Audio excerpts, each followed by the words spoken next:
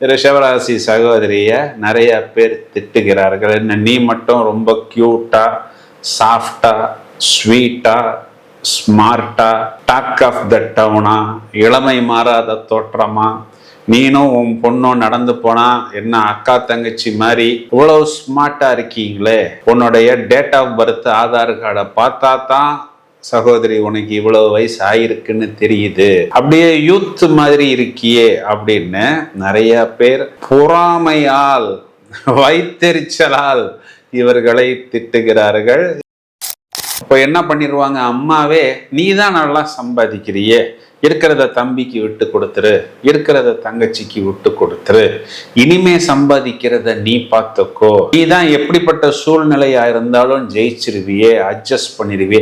உள்ளுக்குள்ளர இவங்களுக்கு எவ்வளவு மன உளைச்சல் அப்படிங்கிறது நிறைய இடங்கள்ல இவங்களுடைய தாயும், திருமணத்துக்கு பிறகு சந்திரன் தான் மாமியாரை குறிகாட்டுகிறது. அப்ப அந்த மாமியாருக்கும் அந்த விஷயங்கள் புரிவதில்லை. இவங்களை அப்படியே டேக்கிங் ஃபார் கிராண்டட் அப்படிங்கிற மாதிரி எடுத்துக்கொள்கிறார்கள்.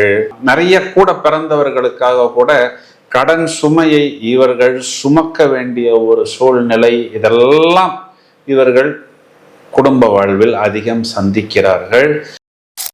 1 வருடம் 2 வருடத்தில் முடிக்க வேண்டிய விஷயத்தை 5 வருடம் இழுத்தடிக்கிறார்கள். அவர்களுடைய சொந்த தேவை, அது ஒரு டிக்கெட் போடுறதா இருக்கலாம், பில்லு கட்டுறதா இருக்கலாம், எல்லா விஷயத்துக்கும் நன்றாக இவர்களை உபயோகித்து கருவேப்பிலை போல் தூக்கி போடுகிறார்கள்.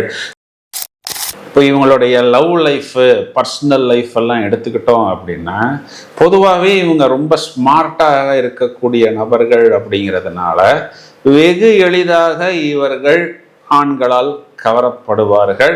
இவர்களும் வெளுத்ததெல்லாம் பால் என்று நம்பி ஏமாறுவார்கள். இவர்களுடைய புத்தி ஸ்தானத்தில் சுக்கிரன் நீசம். இப்போ பழகின பிறகுதான் அந்த ஆணுடைய பழக்க வழக்கங்கள் ஹைஜீனிக்காக இல்லை, அவர் பேச்சு ஒரு மாதிரி இருக்கிறது, பிறகு அவருடைய செயல் வேற மாதிரி இருக்கிறது, நம்மை கவர்வதற்காக அவர் போலியாக பேசுகிறார் அப்படின்னு தெரிந்த பிறகு இவர்கள் முடிந்தவரை ஒதுங்கி கொள்வார்கள். சில நேரத்தில் வேறு வழி இல்லாமல் அந்த காதலனையோ பாய் ஃப்ரெண்டையோ மாற்ற வேண்டிய சூழ்நிலை என்பது ஏற்படும். இது நிறைய பேருக்கு பிடிக்கிறதில்ல. என்ன நீ நேத்திக்கு அவனை பாய் ஃப்ரெண்டுன்னு சொன்ன, இன்னைக்கு நீ இவனை பாய் ஃப்ரெண்டுன்னு சொல்றியே அப்படின்னு இவர்கள் மன உளைச்சலுக்கு ஆளாகிறார்கள். இதெல்லாம் நிறைய ரிஷபராசி சகோதரிகள் சந்திக்கிறார்கள். மேலும் இவர்கள் என்ன இன்னொரு பெரிய பிரச்சனையை சந்திக்கிறார்கள் அப்படின்னு பார்த்தோம்னா,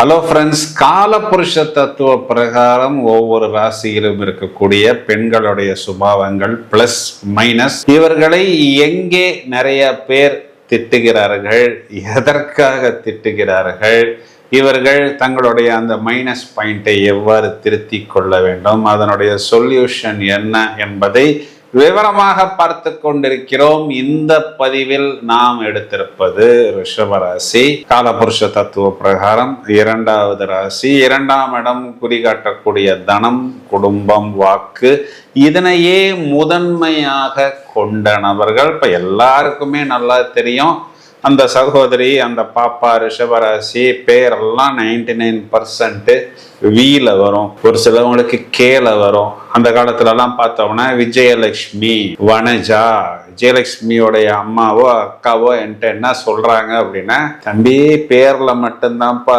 விஜயா அப்படின்னா ஜெயம், லக்ஷ்மி அப்படின்னா பணம், அது பேர்ல மட்டும்தான் தம்பி இருக்கு, பிராக்டிக்கல் லைஃப்ல ஓட்டி லேது அப்படிங்கிறாங்க.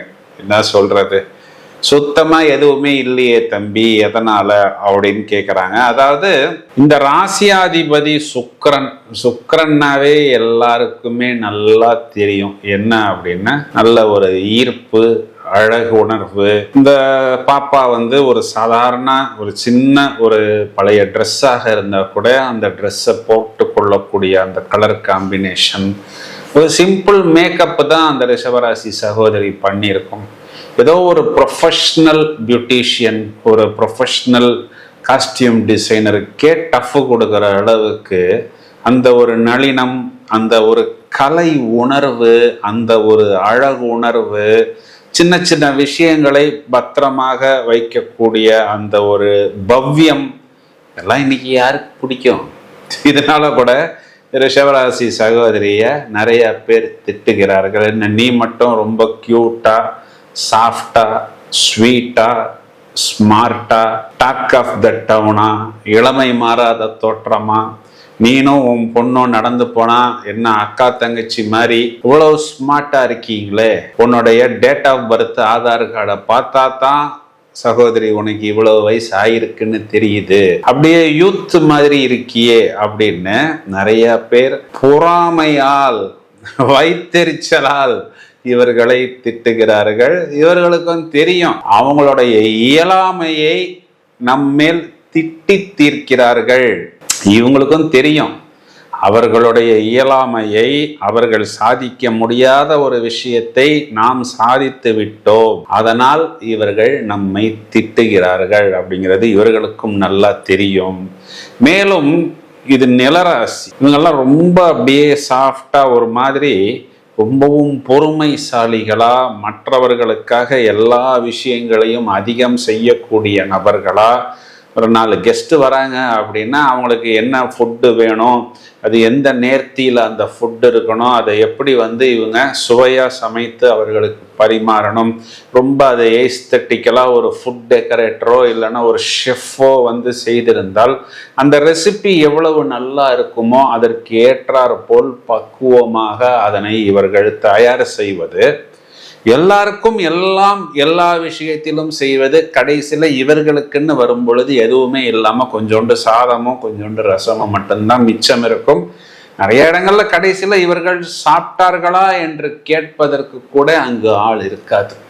இது நிலராசி, பாரம் தாங்கக்கூடிய நபர்கள். இந்த ராசிக்கு சின்னம் பொதிமாடாக கொடுக்கப்பட்டுள்ளது. அப்போ இந்த மாடு எப்படி சுமையை தாங்குமோ அதை போர் எல்லா சுமையும் தாங்கக்கூடிய நபர்கள். அம்மாவோட சுமையாக இருக்கலாம். ஏன்னா 3ஆம் இடத்துக்குடைய அந்த சந்திரன் இவர்களுக்கு 7 நீசம், இவர்கள் மேல் உச்சம். இப்போ என்ன பண்ணிடுவாங்க, அம்மாவே நீ தான் நல்லா சம்பாதிக்கிறியே, இருக்கிறத தம்பிக்கு விட்டு கொடுத்துரு, இருக்கிறத தங்கச்சிக்கு விட்டு கொடுத்துரு, இனிமே சம்பாதிக்கிறத நீ பார்த்துக்கோ, நீ தான் எப்படிப்பட்ட சூழ்நிலையா இருந்தாலும் ஜெயிச்சிருவியே, அட்ஜஸ்ட் பண்ணிடுவியே. உள்ளுக்குள்ளர இவங்களுக்கு எவ்வளவு மன உளைச்சல் அப்படிங்கிறது நிறைய இடங்கள்ல இவங்களுடைய தாயும். திருமணத்துக்கு பிறகு சந்திரன் தான் மாமியாரை குறிகாட்டுகிறது. அப்ப அந்த மாமியாருக்கும் அந்த விஷயங்கள் புரிவதில்லை. இவங்களை அப்படியே டேக்கிங் ஃபார் கிராண்டட் அப்படிங்கிற மாதிரி எடுத்துக்கொள்கிறார்கள். நிறைய கூட பிறந்தவர்களுக்காக கூட கடன் சுமையை இவர்கள் சுமக்க வேண்டிய ஒரு சூழ்நிலை, இதெல்லாம் இவர்கள் குடும்ப வாழ்வில் அதிகம் சந்திக்கிறார்கள். இவர்களுடைய வெற்றி ஸ்தானத்தில் குரு என்ற கிரகம் உச்சமடைகிறது. அந்த குருங்கிறவர் லாபாதிபதி. அப்போ அந்த குரு என்ன ஆகுது, இவர்களுடைய பாக்யஸ்தானத்தில் நீசம் அடைகிறார். அப்படின்னா என்ன அர்த்தம் அப்படின்னா, அந்த குரு அப்படிங்கிறவர் இவர்களுக்கு மறைந்து போகிறார். இவர்களுடைய மறைவு ஸ்தானத்தில் தான் குரு உச்சமடைகிறார். இவங்களுடைய பாக்கியத்தில் குரு சாபத்தை இவர்கள் சுமர்க்கிறார்கள். இந்த ரிஷபம்னாவே ரிஷி பிளஸ் சாபம் ரிஷபம். ரிஷிங்கிறது தான் இந்த இடத்துல குரு. இப்போ இந்த சகோதரி ரொம்ப ஸ்மார்ட்டா இருக்கு, ரொம்பவும் டைனமிக்கா இருக்கு, ஆக்டிவா இருக்கு, டாக் ஆஃப் த டவுனா இருக்கு, எல்லாருடைய கவனத்தையும் ஈர்க்குது அப்படிங்கிறத இவர்களுடைய பாஸே நிறைய இடத்தில் உணர்ந்து என்ன பண்றாங்க, இவர்களுக்கு கொடுக்க வேண்டிய அந்த ஒரு விஷயமாக இருக்கலாம், இல்லை ஃபார்முலாவாக இருக்கலாம், இல்லை அந்த ஒர்க் எக்ஸ்போஷராக இருக்கலாம், கொடுப்பதில்லை. 1 வருடம் 2 வருடத்தில் முடிக்க வேண்டிய விஷயத்தை 5 வருடம் இழுத்தடிக்கிறார்கள். அவர்களுடைய சொந்த தேவை, அது ஒரு டிக்கெட் போடுறதா இருக்கலாம், பில்லு கட்டுறதா இருக்கலாம், எல்லா விஷயத்துக்கும் நன்றாக இவர்களை உபயோகித்து கருவேப்பிலை போல் தூக்கி போடுகிறார்கள்.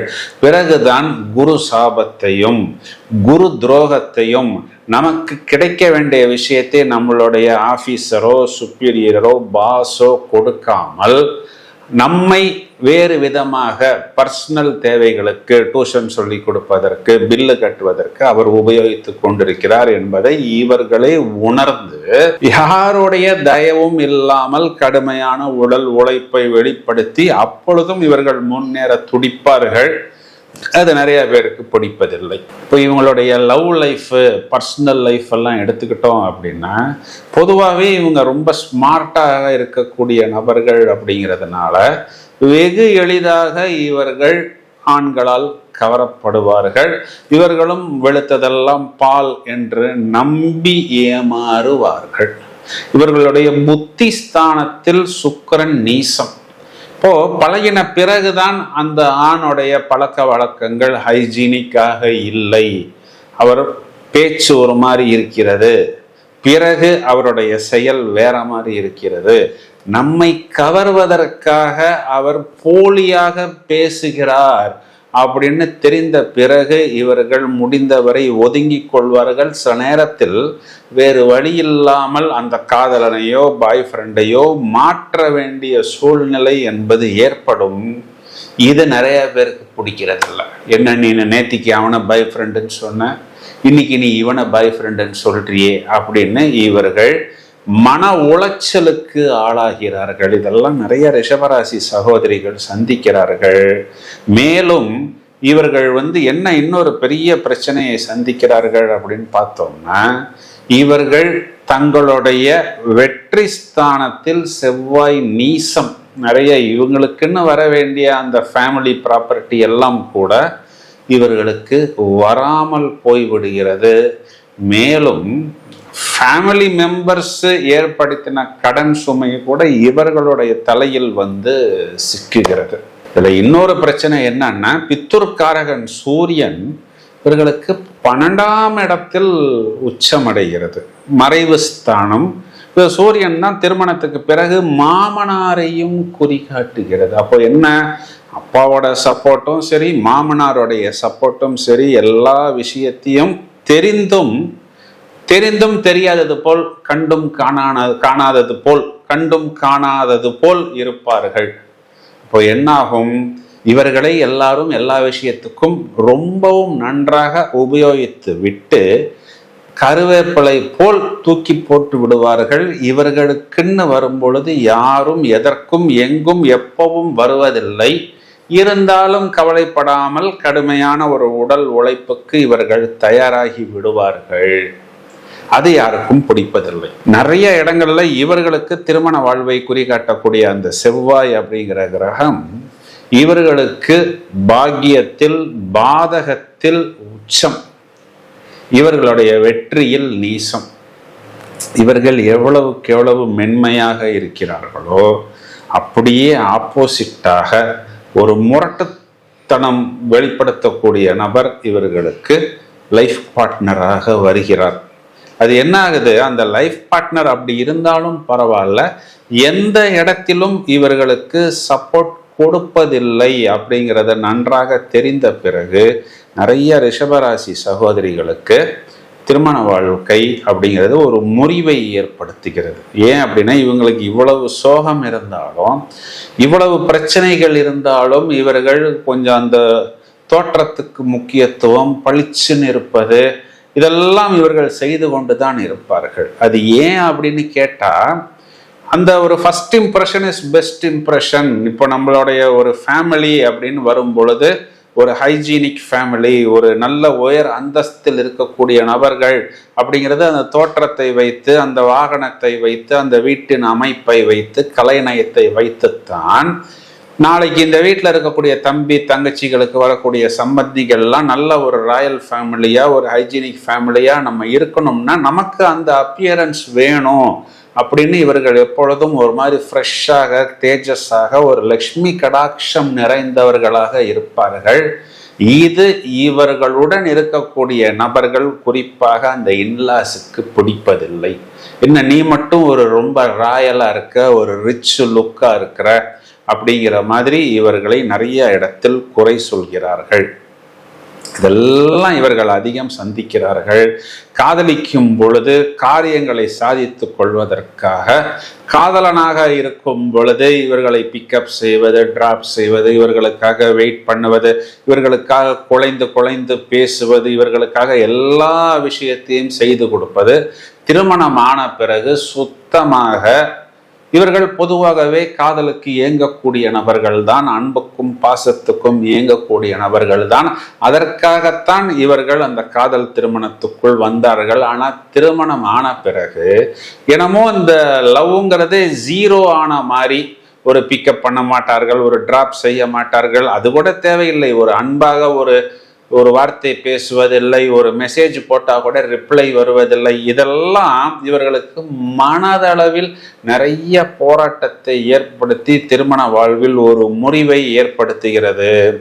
என்னன்னா, அந்த காதலனை, கணவனை நம்பி வாழ்வை, இளமையை, இவர்களுடைய ஆரோக்கியத்தை இழந்து, நிறைய இடங்கள்ல சேவிங்ஸு, நிறைய இவர்களுடைய வருமானத்தை கூட இழந்து மனதளவில் இவர்கள் பார்த்தோம் அப்படின்னா ஒரு மன உளைச்சலுக்கு ஆளாகி இன்னொரு திருமண வாழ்க்கையை கூட சில நேரங்களில் குழந்தையுடன் சந்திக்க வேண்டிய ஒரு சூழ்நிலை அப்படிங்கிறது ஏற்படுகிறது.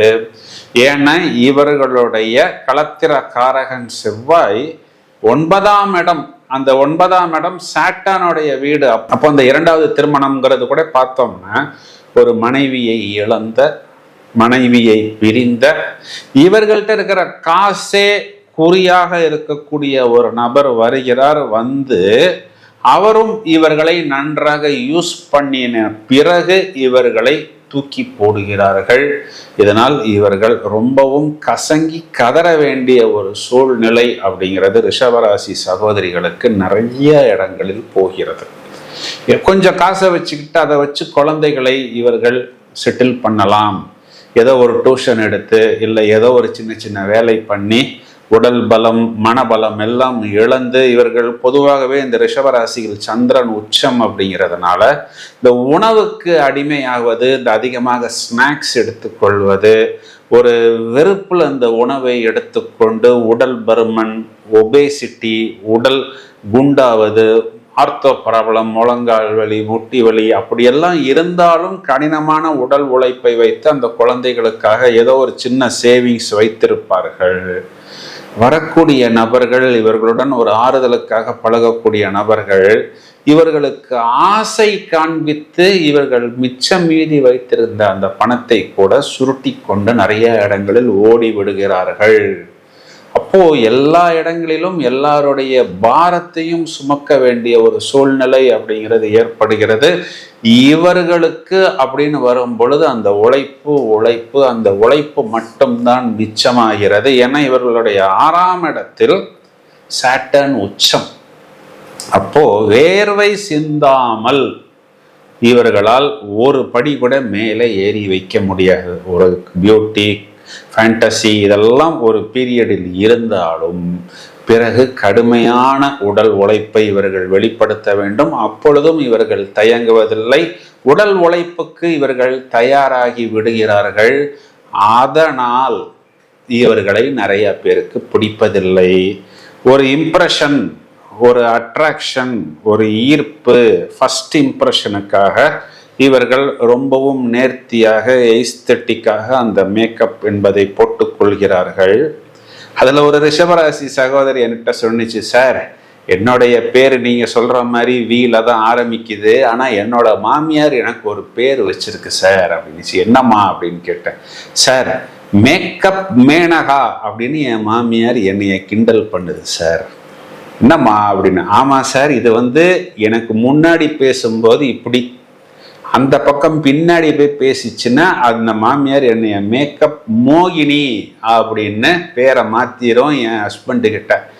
ஏதோ நான் சம்பாதிச்சிட்டு இருக்கிறேன், 1ஆம் தேதி ஆச்சுன்னா என் அக்கௌண்ட்ல சம்பளம் வருதுங்கிற ஒரே காரணத்தினால என் மாமியார் என்னைய ஜீரணிச்சு வச்சுக்கிட்டு இருக்கு. இல்லைன்னா மூட்டை பூச்சியையோ எதையோ போட்டு காலில் வச்சு நசுக்கிறாங்க பாருங்க, அந்த மாதிரி ஒரே நசுக்கா நசுக்கிறோம் சார்.